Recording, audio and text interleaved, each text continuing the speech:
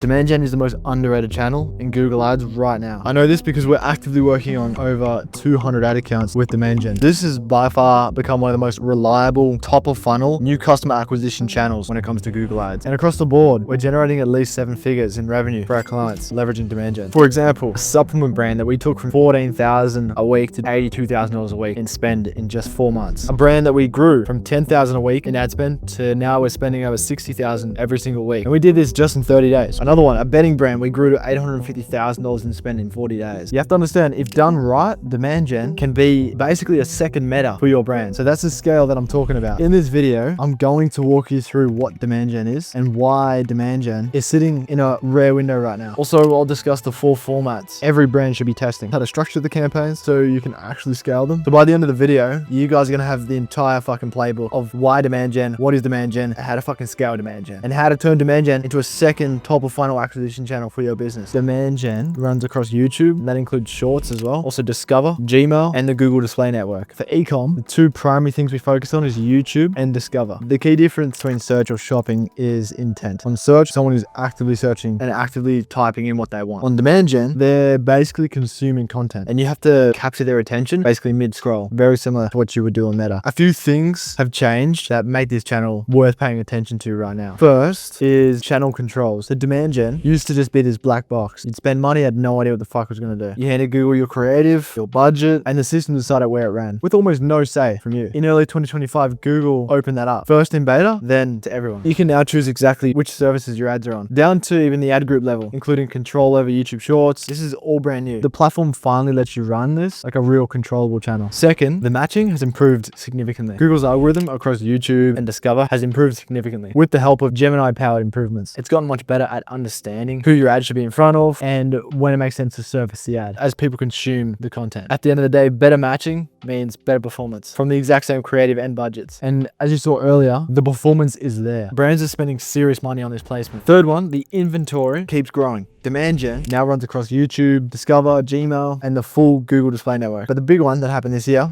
January 2026, is shoppable connected TV. Your ads can now show up in the living room TV and be shoppable directly from the TV. So here we are inside of one of our partners' accounts. As you can see, TVs even outperform tablets, and they contribute a substantial amount of revenue. And we've seen this in many accounts. TV can have a better rise through lower volume, so still worth running. You obviously put these 3 together, and you can see why the window is open right now. The platform is more controllable, the algorithm is improving, it's better at matching and reaching people in more places than it ever has been, and most advertisers or brands, they haven't showed up yet. So I want to start by talking about the different type of placements that you have on demand gen. So first, YouTube in-stream ads. These are the video ads that play before or during a YouTube video. The user clicks on something to watch, they get interrupted, and they know it's an ad. They're in long form mode. Average watch time here, 20 seconds or more. So how do you think about this format? Long story short, the video does all the heavy lifting. There's no supporting copy, no images to lean on. Use the first 5 seconds to define your audience with a direct problem call out. You basically give them a compelling reason to click on your ad and leave YouTube right now. Something like a limited time or exclusive offer, ideally in that landscape. Second, YouTube short ads. These show up between vertical shorts as people scroll their feed on mobile. The shorts user is scrolling for quick dopamine, and whether or not it even registers as an ad barely matters as long as it's entertaining. Average watch times here, it's around 8 seconds. So the game is completely different. Your hook needs to basically land in 1 second. UGC, first person, funny, relatable sort of content, it wins. And a practical note too, the bottom of the shorts frame has a small amount of space for a caption. So keep your key visuals and copy higher in the frame. Third, YouTube in-feed ads. So these appear on the YouTube homepage in search results and alongside suggested videos while someone browses. I would almost call this sort of thumbnail advertising. So there's no audio unless the user actively chooses to watch. So your creativity, whether it's a video or an image, has to really grab the attention completely on its own. Long copy is visible here and it supports the creative. And remember, you're competing directly with YouTube's organic thumbnails. So you have to match the dopamine seeking intent of someone who's actively hunting for something to watch. Fourth is Google Discover. This is Google's newsfeed, the one that shows up when someone opens a Google app or lands on a new tab in Chrome mobile. It's a native feed placement, so your creative needs to basically blend in with organic content. Don't make it feel too promotional, okay? You're reaching people who weren't looking for you at all, and you catch them mid-scroll with an image and headline. And this is something most people don't know. You can actually give videos in the tab too. You don't need all formats to start. The play is to pick a format, match the creator to how people actually consume that placement, and only only expand once, you've got a winner. Whatever format you choose, the biggest lever is always a creative. Now, before I go deeper into creatives, there's one thing that will determine whether any of this works at scale, and that's your campaign structure. Guys, we've looked at hundreds of demand gen accounts, and the best results comes from more campaigns. But how many campaigns? It depends on your budget. If you've only got $100 a day for demand gen, I'd say you're better off just keeping a few creatives inside one campaign. Once you're working with, let's say, 1,000 a day, you're better off splitting that into, let's say, 10 campaigns at $100 a day. And this isn't volume just for the sake of it. You want to deliberately separate by creative, audience, and the funnel intent. What we're seeing work right now is lean focused campaigns, 1 or 2 creatives each, clear audience targeting, and a matching landing page. When your data is clean, that's when you can actually see what's working. You know which angles to kill, which to keep, which to test, and which ones to also push money into and scale. And it also protects your creatives as well. One strong video that's forced to carry many jobs at once burns out a lot faster. Let's say you're selling a gut health supplement. That one product can speak to a lot of different people for a lot of different reasons. So you give each reason, let's say, its own campaign. Campaign 1 leads with bloating relief. It targets a health focused audience and it sends them to a soft landing page that eases them in. Campaign 2 leads with weight loss. It targets a fitness audience and sends them straight to the offer. Campaign 3 leads with the energy angle. It targets busy professionals and sends them into a quiz that helps them self-select for their own problems. Same product, 3 angles. And each of them has a separate message, a single audience, and then also a page built to match. Nothing is competing with anything else. This is a campaign from a client of ours. It's a single creative running in a single campaign. You'll see it says +1 video on the ad. That's because one version is AI enhanced, but it's the same core creative. And we're running it across 2 ad groups, so we can test different audiences against each other. One strong creative, clean structure, audience separate ad group over the last 30 days. That one campaign spent just over $191,000 at a 2.18 rise. When our winning creative is supported by clean structure, this is scale that can actually happen with the account. If you want to go deeper on this, we did put together a full demand gen playbook in the description below, so feel free to check that out. So what are the best targeting settings for demand gen? For new customers, you basically want broad but relevant targeting. Broad demographics, let's say age, gender, location. Lookalike audiences, build off your best customers. Custom intent audiences, built from keywords, topic clusters, or let's say competitor terms. You can also do interest groups based on search queries as well. Here you can see we've set up a lookalike segment, and then also we paired it with a bunch of interest and detailed demographics. So I'm not going to show you all of it because obviously we don't want to reveal what the client is doing or what we're doing for the client. But as you can see, a core part of our exclusions is the all-time customers. And then also we paired it with a bunch of interest and detailed demographics. For new customer acquisition, you have to exclude past purchases, site visitors, and your email list as well. If you don't do this, your cold campaign is going to silently run as a retargeting campaign. Smart bidding like TCPA or maximize conversions always finds the path to least resistance because it goes after your existing customers first, then your retargeting audiences, then cold prospects. If you haven't excluded the warm crowd, Google spends your cold budget reselling people who, let's say, already know you, that are most likely already going to purchase down the line. Then they just report, let's say, beautiful conversion numbers back to you. And I'll keep it real with you. Some agencies do this very thing on purpose to show better conversion data. Be careful. Always double check. Even if you have someone else managing your ad account, I recommend just getting your exclusions before you spend $1 single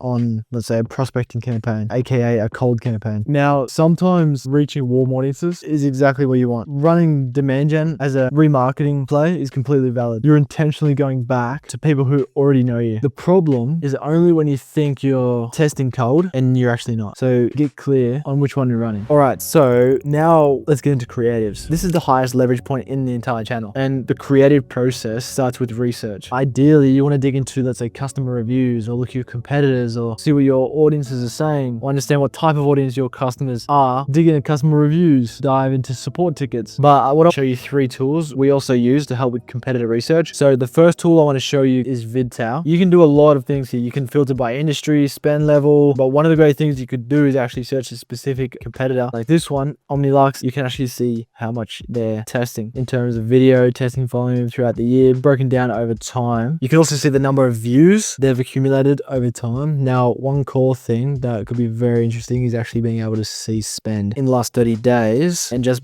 by being able to organize at this level here, you'll be able to see that these guys have spent, estimated around $33,000 on this creative alone. The second tool I want to bring up is actually one that's pretty unknown. It's called Panoramata. This is kind of like a broad understanding play for your competitors. So beyond being able to see ads, like for example, you'll be able to see the video ads, image ads, display ads that they're running. You can also see what landing pages they're running. Changes over time, emails they're sending out too from the marketing. This lets you understand the brand as a whole, specific marketing across multiple verticals. You can get a true understanding understanding of what a certain brand is doing on the marketing side. You can actually use the Google Ads Transparency Center as well. All you have to do is enter in the website. You can filter by formats and shit, and it basically shows you all of the ads that the brand is currently running. And obviously you get very basic targeting info. As you can see, you can filter for location, but also a big limitation of this is you're not actually able to see which landing page is behind the video. Just a quick tip here. When we study the winners, we pay attention to the hook structure, the benefits to CTAs, the format, and for image ads, specifically the angle, the headline, and whether it's leading with an offer, a problem, or a comparison. So there are two creative types that drive most of the results when it comes to demand gen: video and image ads. Most brands that only think about video, but at scale, we've seen image be, let's say, on par or even sometimes better than videos. So let's cover both. The first one I'll go through is video. As a rule of thumb, you want to structure the creative stuff in three parts. You've obviously got the hook, which is a pattern interrupt, something like an unexpected sound or image, a contrarian statement, maybe like stop drinking 8 glasses of water a day, or then you can add like a huge pain point. Then we've got the body, where once you have their attention, you give them something useful immediately. Teach a quick tip, explain the real reason behind their problem, call out a myth your industry keeps repeating, deepen the pain, or let's say show a fast, satisfying result. Before and after content works exceptionally well here. If they feel smarter or validated in the first few seconds, they're going to stick around. Then you can introduce your product, handle the common objections, also stack your value props. And the CTA, where you say it out loud, you tell them to click, and then you reinforce it with an overlay on screen. So here are the 4 video formats working right now. The VSL, where basically a credible voice walks through the problem like they're having a conversation with a viewer. Then you got UGC, a person talking about your product in an authentic, unpolished way. Like they just received the product and they start reviewing it straight away type of thing. Or someone that's had the product and they want to give people their 2 cents on it. Then we have animation ads, which are great for simplifying a complex product or explaining a mechanism. Podcast style influencer ads, these are kind of pox, but you know, they're doing well. It's framed as a 2-person conversation where the host asks questions and the influencer answers. And you gotta be careful with those ones because some of them look really fake and people pick up on it. Now, image ads, these have been performing just as well as video for a lot of our clients. A lot of them pull a solid rise on cold traffic. Here's an image ad running on a prospecting campaign that's spent just over 44,000 at a 1.99 rise. And here's another image ad for the same brand. This one's YouTube prospecting that spent more than 15,000 at a 2.5 rise. Both of these are prospecting campaigns using image creatives through demand gen, and both are holding profitable returns at scale. So many brands write off image ad placements as junk and then they exclude them by default. However, poor creative, not the placement, usually this causes the problem. You want to focus on a clear angle for each ad, then build the image, then build the copy and the landing page all around that one angle. 3 image angles that are performing consistently for us right now. The offer focused angle, use this when your audience already knows your product and just needs a reason to act. So you're building everything around your deal. Then we have the informational angle, so focus on the problem or outcome your audience chases and lead with a headline that sparks curiosity, like doctors explain the hidden reason why most knee pain treatments don't work. Thirdly,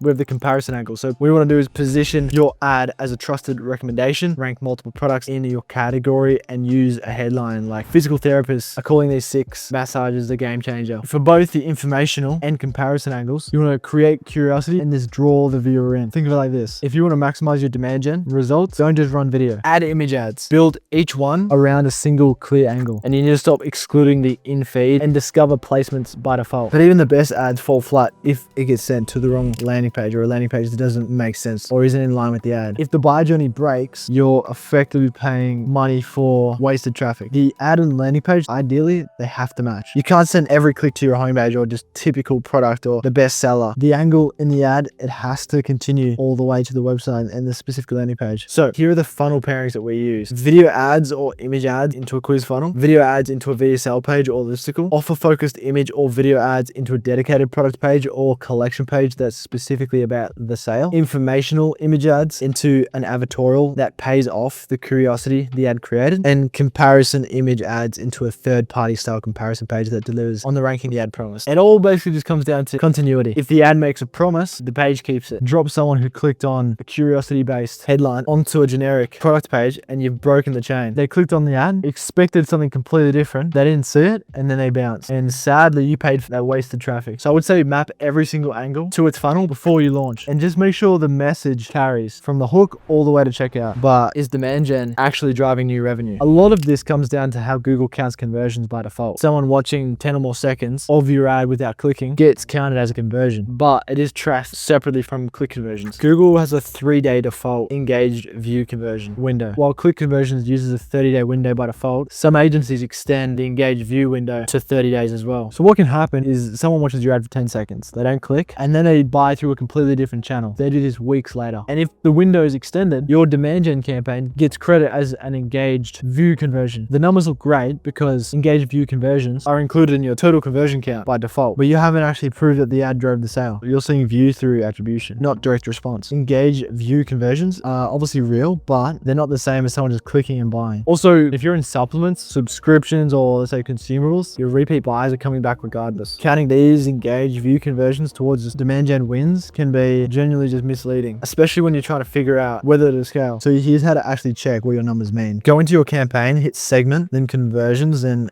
add event type. This splits your conversions into clicks versus engaged views. If it's 90% or more clicks, you've got high confidence the ad actually did the work. But if 20% or more is coming from engaged views, your numbers are inflated, and you need to know that before you make any scaling decisions. You can even go deeper here. Make sure you're comparing the same conversion action on both sides. You want purchase click conversions against purchase view through conversions, not your purchases stacked up against every view through event Google is tracking, because your view through column can include page views, add to carts, and other soft actions. And if you let those into the comparison, the split tells you nothing. So filter down to purchases, then look at the percentage coming from clicks versus engaged views. Another signal you can look at is branded search correlation. Go to Google Search Console, open the performance tab, and filter by your exact brand name. I'd say look at the impressions day by day over the last 90 days, then compare it to when your demand gen campaigns were running versus paused. If branded search spikes when demand gen is on and drops off once it's off, demand gen is creating demand. You can literally see it. You can cross-reference with your Shopify conversion dates. If branded search goes up and conversions follow 1 to 3 days later, demand gen is creating sales. It's just not getting the credit in platform. So once you know your numbers, here's how you scale it. And this is what we do at Echelon. Pull your performance data every week by view through rate, by audience segment, by placement, and by device. Find the combinations that work and push budget into those pockets. Cut audiences below your target ROAS, pause creatives that aren't pulling their weight after reasonable spend, and exclude placements and devices that aren't converting. We've worked with brands that pushed 50 plus video ads and only 3 became consistent performers. There's even been cases where 1 video drove 80% of the fucking revenue. That's normal. So build a testing system that same way you would on Meta. Run a dedicated testing campaign for new creatives, feed the insights back into your video production, and graduate the winners into scaling campaigns. When something's working, I would say increase the budget by 20% every 3 to 5 days, as long as performance holds. Lastly, Google's reported ROAS only tends to understand actual performance, especially on prospecting. So Google might show 1.8 ROAS while Triple Whale shows 2.97 ROAS once cross-channel attribution is factored in. So factor that in, okay? Alongside your customer lifetime value as well, very important. Knowing how to read your data and knowing if your setup is driving real new sales and real incremental revenue, it's huge, especially when you want to scale the fuck out of your Google ad account with demand gen through YouTube and Discover. If you want help cracking this side of Google ads, and if you want to help cracking YouTube for your brand and creating a second or third or just another incremental channel for your e-commerce brand, feel free to grab a time with myself. I'll dive into your ad account and give you my 2 cents free of charge. Have a good one.